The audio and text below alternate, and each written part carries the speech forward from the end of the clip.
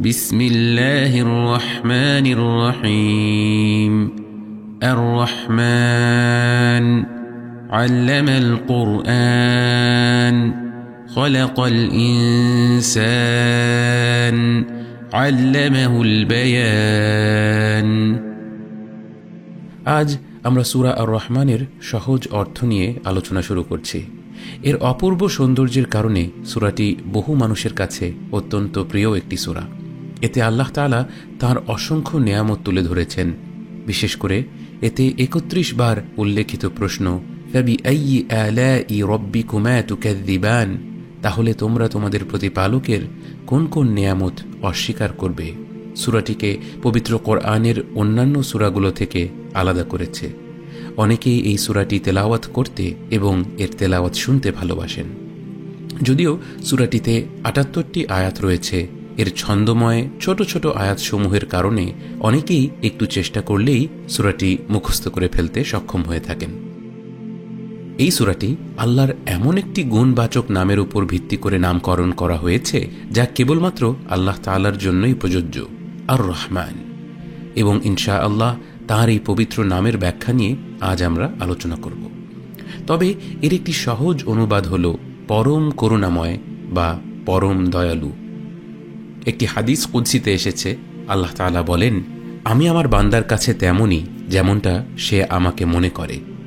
তাই আমাদের উচিত আল্লাহ তাআলাকে প্রাথমিকভাবে তাঁর অসীম দয়া এবং রহমত দ্বারা স্মরণ করা। আমাদের ঈমানের প্রকৃত মাধুর্য তখনই প্রকাশ পায় যখন আমরা আল্লাহকে ভালোবেসে তাঁর ইবাদত করি। আর আল্লাহকে ভালোবাসার একমাত্র পথ হল তাঁকে গভীরভাবে জানা। তাঁর অসংখ্য নেয়ামতের বিষয়ে চিন্তাভাবনা এবং গভীর উপলব্ধি আমাদের আল্লাহ সম্পর্কে জানার এক অনন্য উপায়। আমরা সূরা আর রহমানকে বিভিন্ন ভাগে ভাগ করতে পারি। আমাদের আলোচনার জন্য আমরা এটিকে ৩টি প্রধান অংশে ভাগ করব। ১, আর রহমান ও তাঁর নেয়ামতসমূহ। ২, কিয়ামতের দিনে অপরাধীদের অবস্থা। এবং ৩, পরকালে নেককারদের পুরস্কার। প্রত্যেকটি অংশকে আরও ভাগে বিভক্ত করা যায়। প্রথম অংশটিতে আলোচনা হয়েছে আল্লাহ ও তার দানসমূহের পরিচিতি, মহাবিশ্বের নিদর্শনসমূহ, পৃথিবীতে প্রদত্ত নেয়ামত, আল্লাহর শক্তি এবং এই দুনিয়ার সাময়িক প্রকৃতি। প্রথম আয়াত আর রহমান। সূরা আর রহমান শুরু হয়েছে আল্লাহর নাম আর রহমান দিয়ে। এটি একটি সম্পূর্ণ আয়াত হলেও এটি কিন্তু একটি পূর্ণাঙ্গ বাক্য নয়। আসলে সম্পূর্ণ বাক্যটি হল আর রহমান ও আল্লামাল কোরআন। আর রহমান কোরআন শিখিয়েছেন। শুধুমাত্র আর রহমান নামটিকেই একটি পৃথক আয়াত হিসেবে উল্লেখ করা থেকে আমরা বুঝতে পারি যে এটি আল্লাহর এমন এক অসাধারণ গুণবাচক নাম যা নিয়ে গভীর চিন্তাভাবনা করা উচিত। তাই আসুন আমরা আর রহমান শব্দের অর্থ এবং তাৎপর্য অনুধাবন করার চেষ্টা করি। রহমান শব্দটি আরবি আরেকটি শব্দ রহিম শব্দের সাথে সম্পর্কিত। রহিম শব্দটির অর্থ হল মাতৃগর্ভ। তিরমিজি শরীফে বর্ণিত একটি হাদিস কুদসিতে আল্লাহ রাসূল সাল্লাল্লাহু আলাইহি ওয়াসাল্লাম বলেছেন যে আল্লাহ তাআলা বলেছেন, আনা আল্লাহু ওয়া আনা আর রহমানু খলাকতুর রাহিমা ওয়া শাকাকতু লাহা মিন ইসমি। আমি আল্লাহ এবং আমি ইয়া রহমান। আমি মাতৃগর্ভ সৃষ্টি করেছি এবং আমার নাম থেকে নির্গত করে এর নাম রেখেছি। মাতৃগর্ভ হল নিরবচ্ছিন্ন নিঃস্বার্থ ভালোবাসা এবং যত্নের প্রতীক। গর্ভে থাকা শিশু প্রবল যত্ন ও ভালোবাসায় বেড়ে ওঠে, যদিও সে সেই ভালোবাসার কিছুই বোঝে না। আমরাও মাতৃগর্ভ বা রহিমে ভেসে থাকা শিশুর ন্যায় অজস্র ভালোবাসা এবং রহমত দ্বারা আবৃত, এবং এই অসীম রহমত নিরবচ্ছিন্নভাবে প্রদর্শন করে যাচ্ছেন আর রহমান। সূরা নাহলে আল্লাহ তাআলা বলেন, وَإِن تَعُدُّوا نِعْمَةَ اللَّهِ لَا تُحْصُوهَا إِنَّ اللَّهَ لَغَفُورٌ رَحِيمٌ। তোমরা যদি আল্লাহর নিয়ামত গণনা করতে চাও তবে তা গুণে শেষ করতে পারবে না। নিশ্চয়ই আল্লাহ অতীব ক্ষমাশীল ও পরম দয়ালু। আল্লাহর অসংখ্য গুণের মধ্য থেকে তিনি আমাদের কাছে নিজের প্রাথমিক পরিচয় দিয়েছেন তাঁর অগাধ রহমতকে ইঙ্গিত করে। তাই সঠিক পথনির্দেশ লাভের এই যাত্রায় আমাদের সর্বদা এই মানসিকতা রাখা উচিত যে আল্লাহ তাআলা চান আমরা তাঁর নিকটবর্তী হই। তিনি শাস্তি দিতে ইচ্ছুক নন, বরং তিনি আমাদের অবিরাম ক্ষমা করে যাচ্ছেন এবং ভালোবাসা দিয়ে আমাদের কাছে টেনে নিচ্ছেন, শুধু তাদের ব্যতীত যারা স্বেচ্ছায় তার এই রহমতকে অগ্রাহ্য করে তার থেকে দূরে ছুটে যেতে চায়। দ্বিতীয় আয়াত, আল্লামাল কোরআন। যদি কেউ আমাদের জিজ্ঞেস করে আপনার জীবনে আল্লাহর রহমতের সবচেয়ে বড় প্রদর্শন কি, আমরা হয়তো অনেক কিছুর কথাই ভাবতে পারি। ইসলামের নিয়ামত, নবীজি সাল্লাল্লাহু আলাইহি ওয়াসাল্লামের উম্মতের সদস্য হওয়ার নিয়ামত, আমাদের দৃষ্টিশক্তির নিয়ামত, প্রিয়জনদের নিয়ামত, কিংবা আমাদের গোটা অস্তিত্বের নিয়ামত।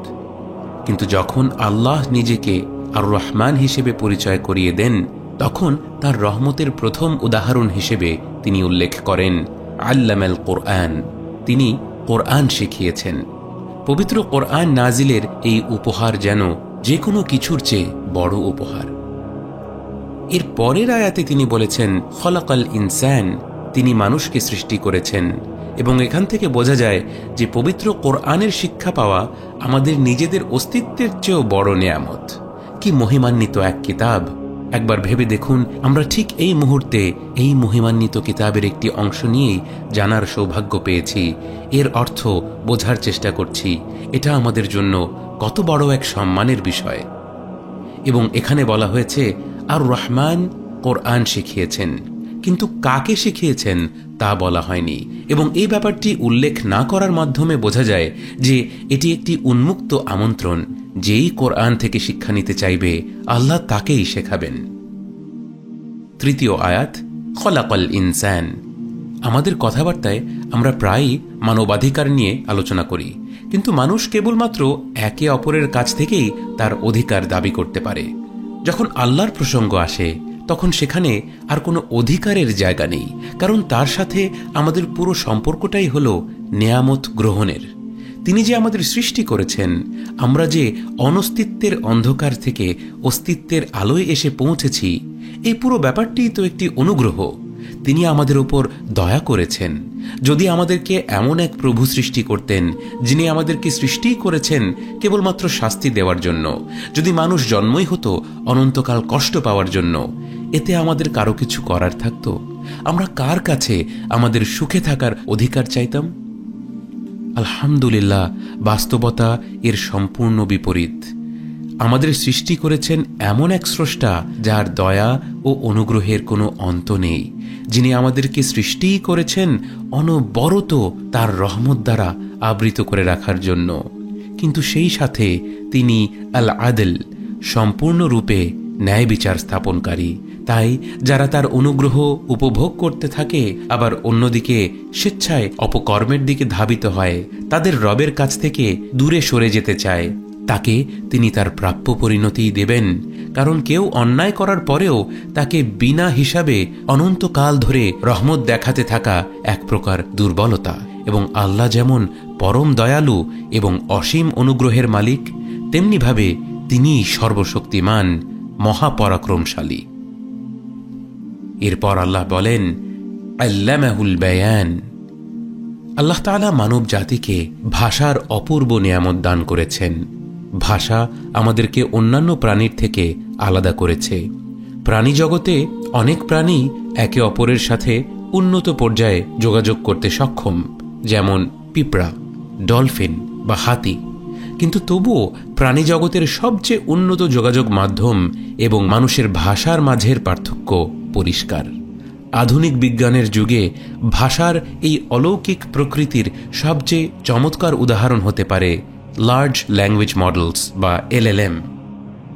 প্রযুক্তিগত অগ্রগতির মাধ্যমে মানুষের হাতে অসাধারণ সব ক্ষমতা এসে পৌঁছেছে, কিন্তু যন্ত্র যখন মানুষের ভাষা বুঝতে শুরু করল, তখন তা আমাদের গোটা সমাজকে আধুনিকত্বের এমন এক স্তরে নিয়ে গিয়েছে যা আমরা বছরখানেক আগে কল্পনাও করতে পারিনি।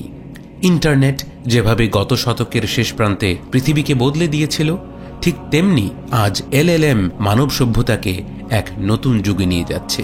এক মুহূর্তের জন্য ভাবুন, আমি যখন আমার কণ্ঠস্বর ব্যবহার করে এবং জিহ্বা ও ঠোঁটের সুনির্দিষ্ট নাড়াচাড়া করার মাধ্যমে শব্দ তরঙ্গ তৈরি করছি এবং সেই তরঙ্গ যখন আপনার কানে পৌঁছচ্ছে, তখন আপনার মস্তিষ্ক ঠিক সেই অর্থটি বুঝতে সক্ষম হচ্ছে যা আমার মনের ভেতরে ছিল। এটা কি একটি মিরাকল নয়? ধরুন আপনি একটি সহজ বাক্য বলতে চাইছেন, ধরা যাক লা ইলাহা ইল্লাল্লাহ, আল্লাহ ছাড়া কোনো মাবুদ নেই, কিন্তু আপনার কাছে ভাষা নেই, অর্থাৎ নেই কথা, নেই লিখিত ভাষা, নেই সাইন ল্যাঙ্গুয়েজ। আপনাকে ছবি এঁকে এই ভাবনাটি প্রকাশ করতে হবে, অথবা শারীরিক আকার ইঙ্গিতে, যেমন ধরুন নৃত্যের মাধ্যমে। আপনার মনের ভেতরের ভাবনাগুলোকে আরেকজনের কাছে প্রকাশ করা তখন কতটা কঠিন হয়ে পড়বে চিন্তা করা যায়। ভাষার এই মাধ্যমকেই আল্লাহ তাআলা মানব জাতির জন্য হেদায়েত প্রেরণের জন্য নির্বাচন করেছেন, এবং কি অপরূপ সেই হেদায়েতের ভাষা। ইনশাআল্লাহ আগামী পর্বগুলোতে আমরা সূরাটির সামনের আয়াতগুলো নিয়ে আলোচনা চালিয়ে যাব।